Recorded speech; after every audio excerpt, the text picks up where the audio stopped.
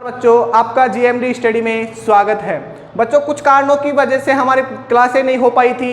अब आगे से हम कंटिन्यू रहेंगे, ठीक है। हमारे पास पाठ चल रहा था या लेसन चल रहा था, कौन सा? 7वां, जिसका नाम है परमाणु सिद्धांत, तत्वों का आवर्ती वर्गीकरण एवं गुणधर्म। हमने पिछली क्लास में पढ़ा था जो मेंडलीव की आवर्त सारणी के बारे में पढ़ा था। आज हम जो मेंडलीव की आवर्त सारणी थी उसके दोषों को दूर करने के लिए जो आवर्त सारणी, आधुनिक आवर्त सारणी बनाई गई थी, उसके बारे में आज हम अध्ययन करेंगे। तो हमारे पास हेडिंग डाली है, हमारे पास कौन सी आएगी अब? आधुनिक आवर्त सारणी। अब एक बार इसको समझ लीजिए, फिर इसके बाद नोट करेंगे। तो देखो, हमने पढ़ा था कि जो मेंडलीव था, मेंडलीव ने हम अपना जो आवर्त सारणी का जो नियम दिया था वो किसके आधार पर दिया था? परमाणु भार के आधार पर। क्योंकि जब उन्होंने अपनी जो आवर्त सारणी दी थी उस समय परमाणु के अपरमाणु जो अपरमाणु कण होते हैं जैसे इलेक्ट्रॉन, प्रोटॉन और न्यूट्रॉन, उनकी व्यवस्था नहीं थी। इसीलिए उन्होंने किसको आधार माना था? परमाणु भार को, ठीक है। लेकिन सन 1913 में एक वैज्ञानिक आए थे जिनका नाम है क्या? हेनरी मोजले। क्या नाम है उनका? हेनरी मोजले। जो हेनरी मोजले ने कौन सी आवर्त सारणी दी? आधुनिक आवर्त सारणी। और देखो, जो मोजले था, मोजले ने अपनी जो आधुनिक आवर्त सारणी थी उसमें आधार किसे माना था? परमाणु क्रमांक को। जबकि उन्होंने किसको, मेंडलीव ने किसको माना था? परमाणु भार को। अब यहां हमारे पास दो चीज आती है, एक तो आती है परमाणु क्रमांक और एक आता है परमाणु भार। तो समझिए, जो परमाणु भार होता है, या फिर बोले पहले बात कर लेते हैं क्रमांक की। परमाणु क्रमांक होता है वो किसके बराबर होता है? किसी भी परमाणु में उपस्थित प्रोटॉन की संख्या के। भाई, जिस परमाणु में जितने प्रोटॉन होंगे उसका परमाणु क्रमांक भी क्या होगा? उतना ही होगा, ठीक है। अब बात करते हैं परमाणु भार की, या फिर इसे बोल सकते हैं अपन द्रव्यमान संख्या, ठीक है। परमाणु भार या द्रव्यमान संख्या होता है वो किसके बराबर होता है? प्रोटॉन प्लस न्यूट्रॉन की संख्या के। तो परमाणु क्रमांक केवल प्रोटॉन की संख्या के बराबर होता है और परमाणु भार या द्रव्यमान संख्या होती है किसके बराबर होता है? प्रोटॉन और न्यूट्रॉन के। अब देखो, उदासीन परमाणु की बात करें, उदासीन परमाणु मतलब जिसमें प्लस और माइनस आवेश क्या होते हैं? समान, ठीक है। तो जो उदासीन परमाणु होता है उसमें प्रोटॉन और इलेक्ट्रॉन की संख्या क्या होती है? समान। यानी प्रोटॉन पर प्लस आवेश होता है और इलेक्ट्रॉन पर माइनस, तो प्लस माइनस समान होंगे तभी तो उदासीन बनेगा। तो जो उदासीन परमाणु होता है उसके परमाणु क्रमांक में किसके बराबर होगा? प्रोटॉन और इलेक्ट्रॉन की संख्या के बराबर होता है। अब बात करते हैं आधुनिक आवर्त सारणी में जो उसका नियम दिया गया था, उन्होंने क्या बताया था कि तत्वों के भौतिक एवं रासायनिक गुणधर्म उनके परमाणु क्रमांक के आवर्ती फलन होते हैं। किसके आवर्ती फलन होंगे? परमाणु क्रमांक के। तो हेनरी मोजले ने अपने जो आधुनिक आवर्त सारणी में तत्वों को उनके बढ़ते परमाणु क्रमांक के आधार पर क्या किया गया? व्यवस्थित किया गया। और जो यह आवर्त सारणी थी वो मेंडलीव की तुलना में सरल व विस्तृत मतलब बड़ी थी। इसीलिए इसे आवर्त सारणी का दीर्घ या लंबा रूप कहा गया। जिस प्रकार मेंडलीव ने अपनी आवर्त सारणी में तत्वों में को वर्गों एवं आवर्तों में बांटा था, उसी प्रकार इन्होंने किस में बांटा? आवर्तों और वर्गों में। भाई, क्या बताया था? जो क्षैतिज पंक्तियां होती है वो क्या कहलाती है? आवर्त, और जो ऊर्ध्वाधर स्तंभ होते हैं वो क्या कहलाते हैं? वर्ग।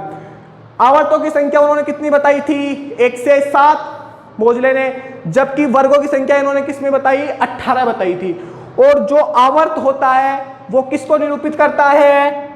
मुख्य ऊर्जा स्तर, या फिर उसे बोल सकते हैं एन, या फिर किसको निरूपित करेगा? कोष को। कौन निरूपित करता है? आवर्त, ठीक है। और आवर्त क्या होता है? क्षैतिज पंक्तियां, और जिनकी संख्या 1 से कितनी होती है? 7, ठीक है। अब इतना नोट करते हैं हम। देखो, रेगुलर पढ़ते रहिए। यदि आप बीच में पढ़ाई छोड़ दोगे या फिर एक दिन पढ़ के दूसरे दिन पढ़ोगे, तीसरे दिन पढ़ोगे, तो आपने जो पहले पढ़ा था उसका कुछ भी अता पता नहीं रहेगा, और जो पढ़ा था वो सब क्या हो जाएगा, बरोबर हो जाएगा। इसीलिए आप रोजाना पढ़िए। तो देखो पहला पॉइंट लिखिए, मेंडलीफ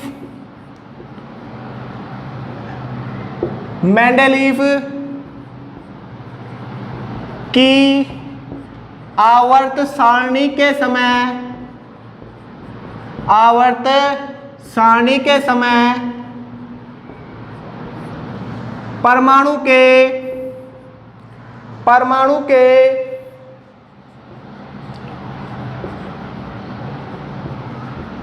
अपरमाणु कण, कोष्टक में लिख लेना, इलेक्ट्रॉन, प्रोटॉन और न्यूट्रॉन की व्यवस्था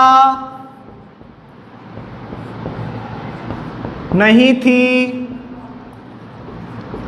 अतः मेंडलीफ ने परमाणु भार को आधार माना। ठीक है, किसको आधार माना, परमाणु भार को। सन 1913 में हेनरी मोजले ने आधुनिक आवर्त सारणी दी। ठीक है, आधुनिक आवर्त सारणी दी। मोजले ने परमाणु भार की तुलना में परमाणु क्रमांक के आधार पर आवर्त सारणी का निर्माण किया। ठीक है, इतना नोट किया। उसके बाद देखो जो मोजे का आवर्त नियम था वो क्या था, मोजले के अनुसार तत्वों के भौतिक एवं रासायनिक गुणधर्म लिख लो, रासायनिक गुणधर्म उनके परमाणु क्रमांकों के आवर्ती फलन होते हैं। क्या होंगे भाई, मोजले के अनुसार तत्वों के भौतिक व रासायनिक गुणधर्म उनके परमाणु क्रमांकों के आवर्ती फलन होते हैं। यह किसने बात बताई, मोजले ने। ठीक है, ऊपर का नोट कर लिया। इसके बाद आगे लिखना, लिखो मोजले ने तत्वों को बढ़ते परमाणु क्रमांक के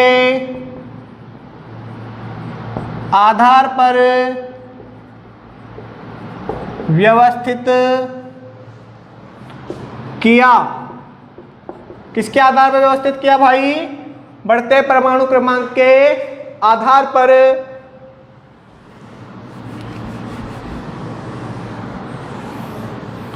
इसमें आगे लिखो उदासीन परमाणु में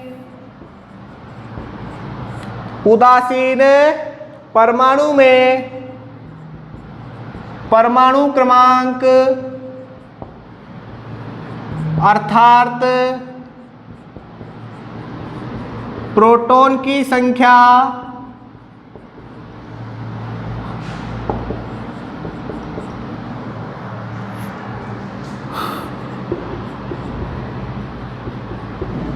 इलेक्ट्रॉन की संख्या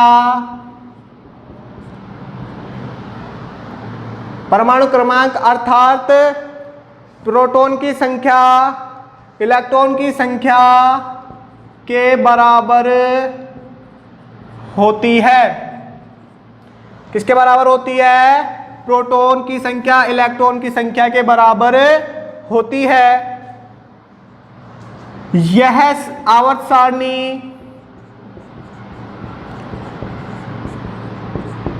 मेंडेलीव की तुलना में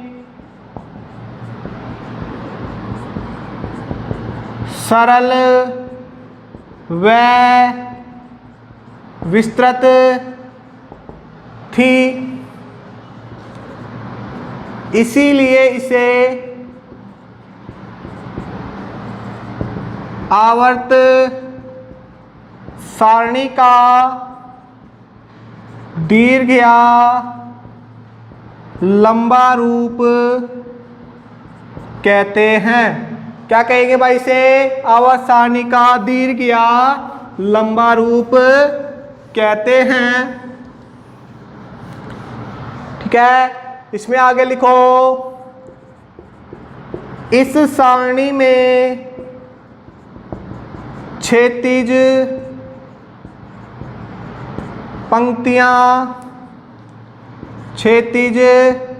पंक्तियां आवर्त व ऊर्ध्वाधर स्तंभ वर्ग कहलाते हैं। ठीक है, वर्गों की संख्या वर्गों की संख्या 18 व आवृतों की संख्या 1 से 7 होती है। कितनी होती है? 18 व आवर्तों की संख्या कितनी होती है? 1 से 7। एक चीज और लिखना, आवर्त मुख्य ऊर्जा स्तर n या कोष को निरूपित करते हैं। किसको निरूपित करेंगे भाई? मुख्य ऊर्जा स्तर n या फिर कोष को। इसके बाद देखो, एक चीज बताई थी कि जो प्रथम आवर्त होता है उसमें तत्वों की संख्या होती है कितनी? 2, जिसे उसने क्या कहा? मोजले ने अति लघु आवर्त। दूसरे व तीसरे आवर्त में संख्या होती है 8, जिसे बोला गया लघु आवर्त। ठीक है, चौथे और पांचवें में तत्वों की संख्या होती है 18, जिसमें डी कक्षक आ जाते हैं।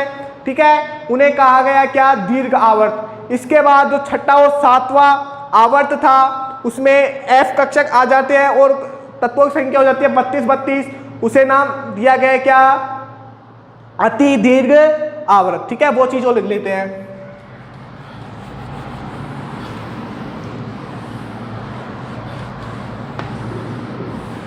देखो,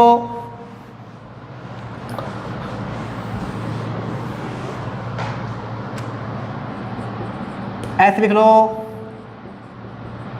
पहला आवर्त तत्वों की संख्या कितनी? 2, जिसे बोलेंगे क्या? अति लघु आवर्त। ठीक है, जिसे क्या बोलते हैं? अति लघु आवर्त। दूसरा व तीसरा आवर्त जिसमें तत्वों की संख्या 8, मतलब दूसरे में भी 8 और तीसरे में भी कितनी होती है? 8, जिसे बोला गया क्या? लघु आवर्त। ठीक है, इसके बाद चौथा व पांचवा। ठीक है, इसमें होती है 18, जिसे बोला गया क्या? दीर्घ आवृत। ठीक है, इसके बाद एक था छठा व सातवां। ठीक है, जिसे बोला गया क्या, 32 तत्व थे, जिसे बोला गया अति दीर्घ आवर्त। ठीक है, जिसे क्या बोला गया, अति दीर्घ आवर्त। और इस चौथे और पांचवें में कौन से कक्षक आ गए, डी कक्षक। ठीक है, जबकि छठे और सातवें में कौन से कक्षक आ गए, एफ कक्षक। ठीक है, आज की हमारी क्लास में इतना ही। इसके बाद हम अगली क्लास में पढ़ेंगे इसके आधुनिक आवर्त सारणी में ही लैंथेनोइड, एक्टेनोइड, ठीक है, धातु उपधातु के बारे में, उनको एस, पी, डी और एफ कक्षकों के क्या क्या नाम हैं उनके बारे में हम अगली क्लास में पढ़ेंगे। धन्यवाद।